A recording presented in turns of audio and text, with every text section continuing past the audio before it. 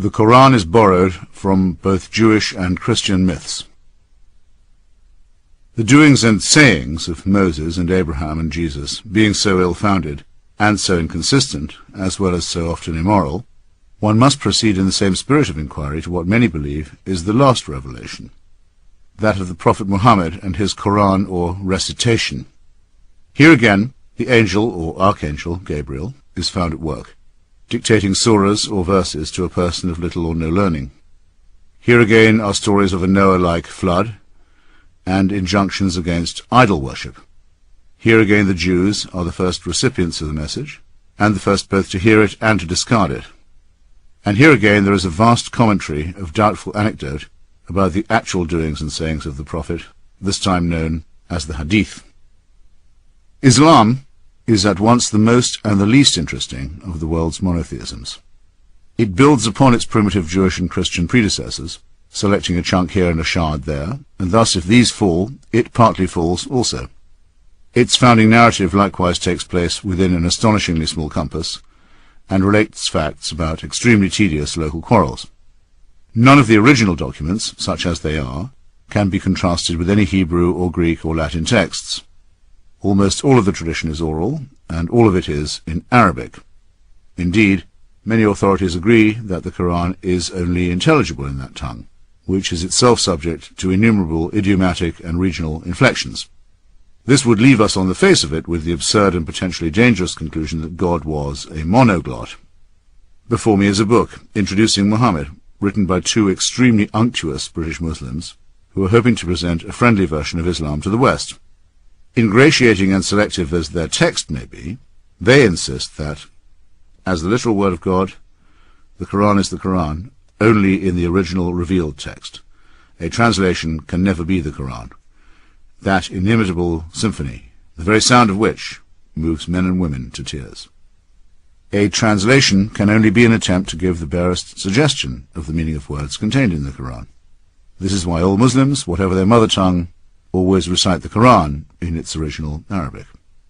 The authors go on to make some highly disobliging observations about the Penguin translation by N.J. Dawood, which makes me glad that I have always employed the Picthall version, but no likelier to be convinced that if I wish to become a convert, I must master another language. In my own country of birth, I am sadly aware that there is a beautiful, poetic tradition unavailable to me, because I will never know the marvellous tongue called Gaelic. Even if God is or was an Arab, an unsafe assumption, how could he expect to reveal himself by way of an illiterate person who in turn could not possibly hope to pass on the unaltered, let alone unalterable, words? The point may seem minor, but it is not. To Muslims, the enunciation of the divine to a person of extreme unlettered simplicity has something of the same value as the humble vessel of the Virgin Mary has to Christians. It also possesses the same useful merit of being entirely unverifiable and unfalsifiable. Since Mary must be presumed to have spoken Aramaic and Muhammad Arabic, it can, I suppose, be granted that God is in fact multilingual and can speak any language he chooses. He opted in both cases to use the Archangel Gabriel as the intermediate deliverer of his message. However, the impressive fact remains that all religions have staunchly resisted any attempt to translate their sacred texts into languages understanded of the people, as the Cranmer Prayer Book phrases it. There would have been no Protestant Reformation if it were not for the long struggle to have the Bible rendered into the Vulgate, and the priestly monopoly therefore broken. Devout men like Wycliffe, Coverdale, and Tyndale were burned alive for even attempting early translations. The Catholic Church has never recovered from its abandonment of the mystifying Latin ritual, and the Protestant mainstream has suffered hugely from rendering its own Bibles into more everyday speech. Some mystical Jewish sects still insist on Hebrew and play Kabbalistic word games, even with the spaces between letters, but, among most Jews too, the supposedly unchangeable rituals of antiquity have been abandoned. The spell of the clerical class has been broken. Only in Islam has there been no reformation, and to this day, any vernacular version of the Koran must still be printed with an Arabic parallel text. This ought to arouse suspicion, even in the slowest mind. Later Muslim conquests, impressive in their speed and scope and decisiveness, have lent point to the idea that these Arabic incantations must have had something to them. But if you allow this cheap earthly victory as a proof, you allow the same to Joshua's blood-soaked tribesmen, or to the Christian crusaders and conquistadors. There is a further objection. All religions take care to silence or to execute those who question them, and I choose to regard this recurrent tendency as a sign of their weakness rather than their strength. It has, however, been some time since Judaism and Christianity resorted openly to torture and censorship. Not only did Islam begin by condemning all doubters to eternal fire, but it still claims the right to do so in almost all of its dominions, and still preaches that these dominions can and must be extended by war.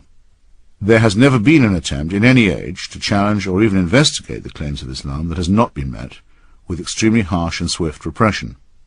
Provisionally, then, one is entitled to conclude that the apparent unity and confidence of the faith is a mask for a very deep and probably justifiable insecurity.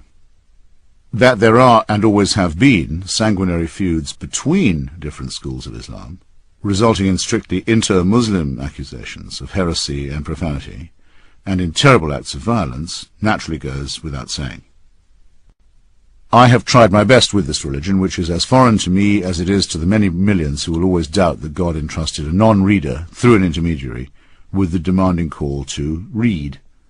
As I said, I long ago acquired a copy of the Marmaduke Pictorial translation of the Koran, which has been certified by senior sources in the ulema, or Islamic religious authority, to be the nearest to an approximate rendition into English. I have been to innumerable gatherings, from Friday prayers in Tehran, to mosques in Damascus and Jerusalem and Doha and Istanbul and Washington, D.C., and I can attest that the recitation in Arabic does indeed have the apparent power to create bliss and also rage among those who hear it. I have also attended prayers in Malaysia and Indonesia and Bosnia, where there is resentment among non-Arabic-speaking Muslims at the privilege granted to Arabs and to Arabic, and to Arab movements and regimes, in a religion that purports to be universal. I have in my own home received Sayyid Hossein Khomeini, grandson of the Ayatollah, and a cleric from the holy city of Qum, and carefully handed him my own copy of the Koran. He kissed it, discussed it at length and with reverence, and for my instruction wrote in the back flap the verses which he thought had disproved his grandfather's claim to clerical authority in this world, as well as overthrown his grandfather's claim to take the life of Salman Rushdie. Who am I to adjudicate in such a dispute? However, the idea that the identical text can yield different commandments to different people is quite familiar to me for other reasons. There's no need to overstate the difficulty of understanding Islam's alleged profundities. If one comprehends the fallacies of any revealed religion, one comprehends them all. I have only once, in 25 years of often heated arguments in Washington, D.C., been threatened with actual violence. This was when I was at dinner with some staffers and supporters of the Clinton White House. One of those present, a then well-known Democratic pollster and fundraiser, questioned me about my own most recent trip to the Middle East. He wanted my opinion as to why the Muslims were so all-fired goddamn fundamentalist. I ran through my repertoire of explanations, adding that it was often forgotten that Islam was a relatively young faith and still in the heat of its self-confidence. Not for Muslims the crisis of self-doubt that had overtaken Western Christianity. I added that, for example, while there was little or no evidence for the life of Jesus, the figure of the Prophet Muhammad was by contrast a person in ascertainable history. The man changed colour faster than anyone had ever seen. After shrieking that Jesus Christ had meant more to more people than I could ever imagine, and that I was disgusting beyond words for speaking so casually, he drew back his foot and aimed a kick which only his decency, conceivably his Christianity, prevented him from landing on my shin. He then ordered his wife to join him in leaving. I now feel that I owe him an apology, or at least half of one. Although we do know that a person named Muhammad almost certainly existed within a fairly small bracket of time and space, we have the same problem as we do in all the precedent cases. The accounts that relate his deeds and words were assembled many years later and are hopelessly corrupted into incoherence by self-interest, rumour, and illiteracy. The tale is familiar enough, even if it is new to you. Some Meccans of the 7th century followed an Abrahamic tradition, and even believed that their temple, the Kaaba, had been built by Abraham. The temple itself, most of its original furnishings having been destroyed by later fundamentalists, notably the Wahhabis, is said to have become depraved by idolatry. Muhammad, the son of Abdullah, became one of those Hunafa, who turned away to seek solace elsewhere.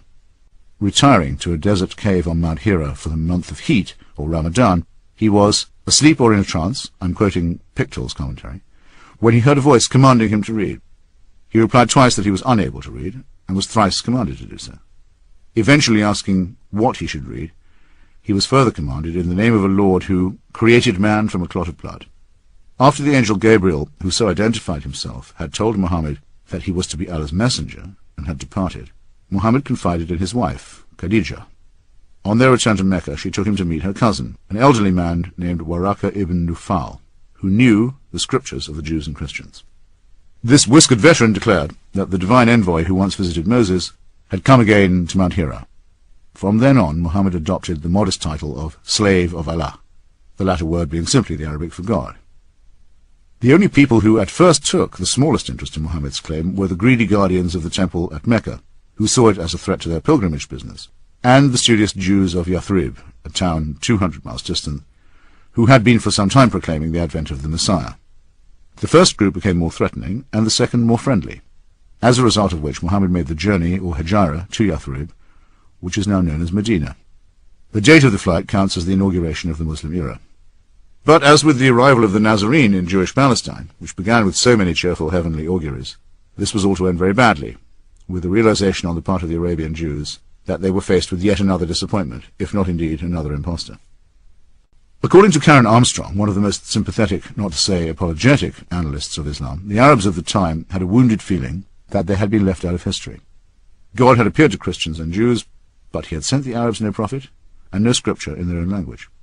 Thus, though she does not put it this way, the time for someone to have a local revelation was long overdue, and once having had it, Muhammad was not inclined to let it be criticized as second-hand by adherents of older faiths. The record of his 7th century career, like the books of the Old Testament, swiftly becomes an account of vicious quarrels between a few hundred or sometimes a few thousand unlearned villagers and townspeople, in which the finger of God was supposed to settle and determine the outcome of parochial disputes. As with the primeval bloodlettings of the Sinai and Canaan, which are likewise unattested by any independent evidence, millions of people have been held hostage ever since by the supposedly providential character of these ugly squabbles. There is some question as to whether Islam is a separate religion at all. It initially fulfilled a need among Arabs for a distinctive or special creed, and is forever identified with their language and their impressive later conquests, which, while not as striking as those of the young Alexander of Macedonia, certainly conveyed an idea of being backed by a divine will, until they petered out at the fringes of the Balkans and the Mediterranean.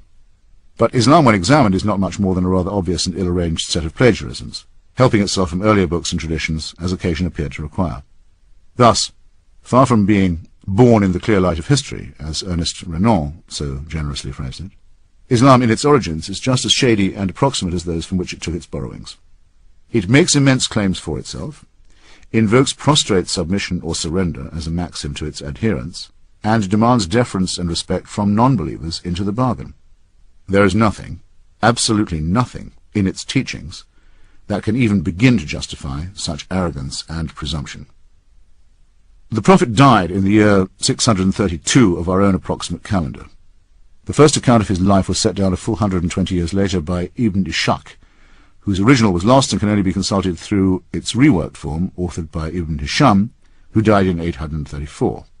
Adding to this hearsay and obscurity, there is no agreed-upon account of how the Prophet's followers assembled the Koran, or of how his various sayings, some of them written down by secretaries, became codified. And this familiar problem is further complicated, even more than in the Christian case, by the matter of succession. Unlike Jesus, who apparently undertook to return to earth very soon, and who, Pache, the absurd Dan Brown, left no known descendants, Muhammad was a general and a politician, and though, unlike Alexander of Macedonia, a prolific father, left no instruction as to who was to take up his mantle. Quarrels over the leadership began almost as soon as he died, and so Islam had its first major schism between the Sunni and the Shia before it had even established itself as a system. We need take no side in the schism, except to point out that one at least of the schools of interpretation must be quite mistaken. And the initial identification of Islam with an earthly caliphate made up of disputatious contenders for the said mantle marked it from the very beginning as man-made. It is said by some Muslim authorities that during the first caliphate of Abu Bakr, immediately after Muhammad's death, concern arose that his orally transmitted words might be forgotten. So many Muslim soldiers had been killed in battle that the number who had the Koran safely lodged in their memories had become alarmingly small. It was therefore decided to assemble every living witness, together with pieces of paper, stones, palm leaves, shoulder blades, ribs and bits of leather on which sayings had been scribbled, and give them to Zayd ibn Thabit, one of the Prophet's former secretaries, for an authoritative collation. Once this had been done, the believers had something like an authorized version. If true, this would date the Koran to a time fairly close to Muhammad's own life, but we swiftly discover that there is no certainty or agreement about the truth of the story. Some say that it was Ali, the fourth and not the first caliph, and the founder of Shi'ism, who had the idea. Many others, the Sunni majority, assert that it was Caliph Uthman, who reigned from 644 to 656, who made the finalized decision. Told by one of his generals that soldiers from different provinces were fighting over discrepant accounts of the Koran, Uthman ordered Zayd ibn Thabit to bring together the various texts, unify them, and have them transcribed into one. When this task was complete, Uthman ordered standard copies to be sent to Kufa, Basra, Damascus, and elsewhere, with a master copy retained in Medina. Uthman thus played the canonical role that had been taken in the standardization and purging and censorship of the Christian Bible by Irenaeus and by Bishop Athanasius of Alexandria. The role was called, and some texts were declared sacred and inerrant, while others became apocryphal. Outdoing Athanasius, Uthman ordered that all earlier and rival editions be destroyed. Even supposing this version of events to be correct, which would mean that no chance existed for scholars ever to determine or even dispute what really happened in Muhammad's time, Uthman's attempt to abolish disagreement was a vain one. The written Arabic language has two features that make it difficult for an outsider to learn. It uses dots to distinguish consonants like B and T, and in its original form it had no sign or symbol for short vowels, which could be rendered by various dashes or comma-type marks. Vastly different readings, even of Uthman's version, were enabled by these variations. Arabic script itself was not standardized until the later part of the 9th century, and in the meantime the undotted and oddly voweled Koran was generating wildly different explanations of itself, as it still does. This might not matter in the case of the Iliad, but remember that we are supposed to be talking about the unalterable and final word of God. There is obviously a connection between the sheer feebleness of this claim and the absolutely fanatical certainty with which it is advanced. To take one instance that can hardly be called negligible, the Arabic words written on the outside of the Dome of the Rock in Jerusalem are different from any version that appears in the Koran. The situation is even more shaky and deplorable when we come to the hadith, or that vast orally generated secondary literature which supposedly conveys the sayings and actions of Muhammad, the tale of the Koran's compilation, and the sayings of the companions of the Prophet. Each hadith, in order to be considered authentic, must be supported in turn by an isnad, or chain, of supposedly reliable witnesses. Many Muslims allow their attitude to everyday life to be determined by these anecdotes. Regarding dogs as unclean, for example, on the sole ground that Muhammad is said to have done so. My own favourite tale goes the other way. The Prophet is said to have cut off the long sleeve of his garment, rather than disturb a cat that was slumbering on it. Cats in Muslim lands have been generally spared the awful treatment visited on them by Christians, who've often regarded them as satanic familiars of witches. As one might expect, the 6 authorized collections of hadith, which pile hearsay upon hearsay through the unwinding of the long spool of isnads, A told B, who had it from C, who learned it from D, were put together centuries after the events they purport to describe. One of the most famous of the 6 compilers, Bukhari, died 238 years after the death of Muhammad. Bukhari is deemed unusually reliable and honest by Muslims, and seems to have deserved his reputation, in that of the 300,000 attestations he accumulated in a lifetime devoted to the project, he ruled that 200,000 of them were entirely valueless and unsupported.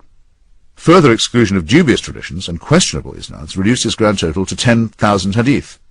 You are free to believe, if you so choose, that out of this formless mass of illiterate and half-remembered witnessing, the pious Bukhari, more than 2 centuries later, managed to select only the pure and undefiled ones that would bear examination. Some of these candidates for authenticity might have been easier to sift out than others. The Hungarian scholar Ignác Goldziher, to quote a recent study by Reza Arslan, was among the first to show that many of the hadith were no more than verses from the Torah and the Gospels, bits of rabbinic sayings, ancient Persian maxims, passages of Greek philosophy, Indian proverbs, and even an almost word-for-word reproduction of the Lord's Prayer. Great chunks of more or less straight biblical quotation can be found in the hadith, including the parable of the workers hired at the last moment and the injunction, "Let not thy left hand know what thy right hand doeth," the last example meaning that this piece of pointless pseudo-profundity has a place in 2 sets of revealed scripture. Aslan notes that by the time of the 9th century, when Muslim legal scholars were attempting to formulate and codify Islamic law through the process known as ijtihad, they were obliged to separate many hadith into the following categories: lies told for material gain and lies told for ideological advantage. Quite rightly, Islam effectively disowns the idea that it is a new faith, let alone a cancellation of the earlier ones, and it uses the prophecies of the Old Testament and the Gospels of the New like a perpetual crutch or fund to be leaned on or drawn upon. In return for this derivative modesty, all it asks is to be accepted as the absolute and final revelation. As might be expected, it contains many internal contradictions. It is often cited as saying that there is no compulsion in religion, and as making reassuring noises about those of other faiths being peoples of the book, or followers of an earlier revelation. The idea of being tolerated by a Muslim is as repulsive to me as the other condescensions, whereby Catholic and Protestant Christians agree to tolerate one another, or extend toleration to Jews. The Christian world was so awful in this respect and for so long, that many Jews preferred to live under Ottoman rule and submit to special taxes and other such distinctions. However, the actual Quranic reference to Islam's benign tolerance is qualified, because some of these same peoples and followers may be such of them as are bent on evil-doing, and it takes only a short acquaintance with the Koran and the hadith to discover other imperatives, such as the following: nobody who dies and finds good from Allah in the hereafter would wish to come back to this world, even if he were given the whole world and whatever is in it, except the martyr who, on seeing the superiority of martyrdom, would like to come back to the world and be killed again. Or, God will not forgive those who serve other gods beside him, but he will forgive whom he will for other sins. He that serves other gods besides God is guilty of a heinous sin. I chose the first of these two violent excerpts from a whole thesaurus of unsavoury possible ones, because it so perfectly negates what Socrates is reported to have said in Plato's Apology, to which I am coming.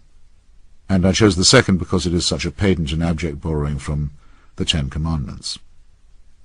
The likelihood that any of this humanly derived rhetoric is inerrant, let alone final, is conclusively disproved, not just by its innumerable contradictions and incoherencies, but by the famous episode of the Koran's alleged satanic verses, out of which Salman Rushdie was later to make a literary project. On this much-discussed occasion, Muhammad was seeking to conciliate some leading Meccan polytheists, and in due course experienced a revelation that allowed them, after all, to continue worshipping some of the older local deities. It struck him later that this could not be right, and that he must have inadvertently been channeled by the devil, who for some reason had briefly chosen to relax his habit of combating monotheists on their own ground. Muhammad believed devoutly not just in the devil himself, but in minor desert devils or jinns as well. It was noticed even by some of his wives that the Prophet was capable of having a revelation that happened to suit his short-term needs, and he was sometimes teased about it. We are further told, on no authority that need be believed, that when he experienced revelation in public, he would sometimes be gripped by pain and experience loud ringing in his ears. Beads of sweat would burst out on him even on the chilliest of days. Some heartless Christian critics have suggested that he was an epileptic, though they fail to notice the same symptoms in the seizure experienced by Paul on the road to Damascus. But there is no need for us to speculate in this way. It is enough to rephrase David Hume's unavoidable question: which is more likely? That a man should be used as a transmitter by God to deliver some already existing revelations, or that he should utter some already existing revelations and believe himself to be, or claim to be, ordered by God to do so. As for the pains and the noises in the head, or the sweat, one can only regret the seeming fact that direct communication with God is not an experience of calm, beauty, and lucidity. The physical existence of Muhammad, however poorly attested by the hadith, is a source of both strength and weakness for Islam. It appears to put it squarely in the world, and provides us with plausible physical descriptions of the man himself, but it also makes the whole story earthy, material, and gross. We may flinch a little at this mammal's betrothal to a 9-year-old girl, and at the keen interest he took in the pleasures of the dining table, and the division of the spoils after his many battles and numerous massacres. Above all, and here is a trap that Christianity has mostly avoided, by awarding its prophet a human body but a non-human nature, he was blessed with numerous descendants, and thus placed his religious posterity in a position where it was hostage to his physical one. Nothing is more human and fallible than the dynastic or hereditary principle, and Islam has been racked from its birth by squabbles between princelings and pretenders, all claiming the relevant drop of original blood. If the total of those claiming descent from the founder was added up, it would probably exceed the number of holy nails and splinters that went to make up the 1,000-foot cross on which, judging by the number of splinter-shaped relics, Jesus was evidently martyred. As with the lineage of the Isnads, a direct kinship line with the Prophet can be established if one happens to know and be able to pay the right local imam. In the same way, Muslims still make a certain obeisance to those same satanic verses, and tread the pagan polytheistic path that was laid out long before their Prophet was born.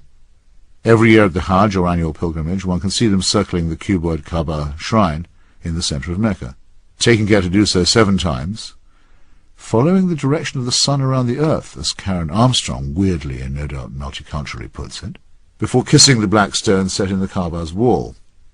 This probable meteorite, which no doubt impressed the yokels when it first fell to earth, the gods must be crazy, no, make that God must be crazy, is a stop on the way to other ancient pre-Islamic propitiations, during which pebbles must be hurled defiantly at a rock that represents the evil one.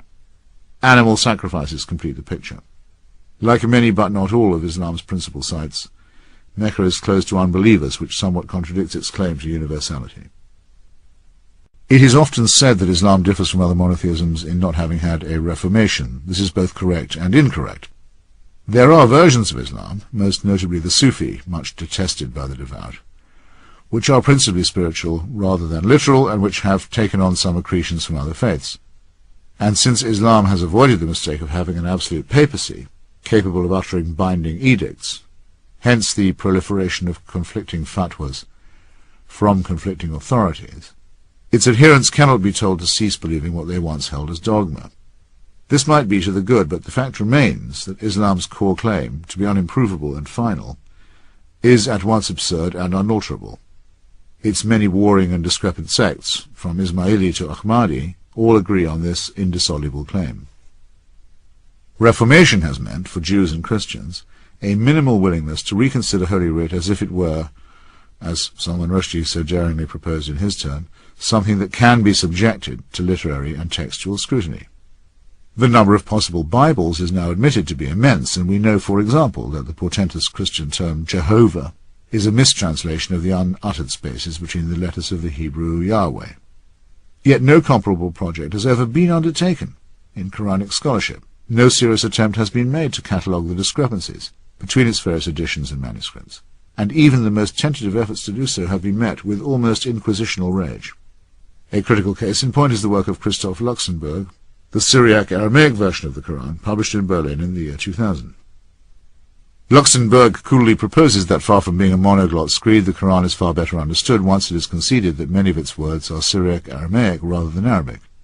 His most celebrated example concerns the rewards of a martyr in paradise. When retranslated and redacted, the heavenly offering consists of sweet white raisins rather than virgins. This is the same language and the same region from which much of Judaism and Christianity emerged. There can be no doubt that unfettered research would result in the dispelling of much obscurantism. But at the very point when Islam ought to be joining its predecessors in subjecting itself to rereadings, there is a soft consensus among almost all the religious that because of the supposed duty of respect that we owe the faithful, this is the very time to allow Islam to assert its claims at their own face value. Once again, faith is helping to choke free inquiry and the emancipating consequences that it might bring.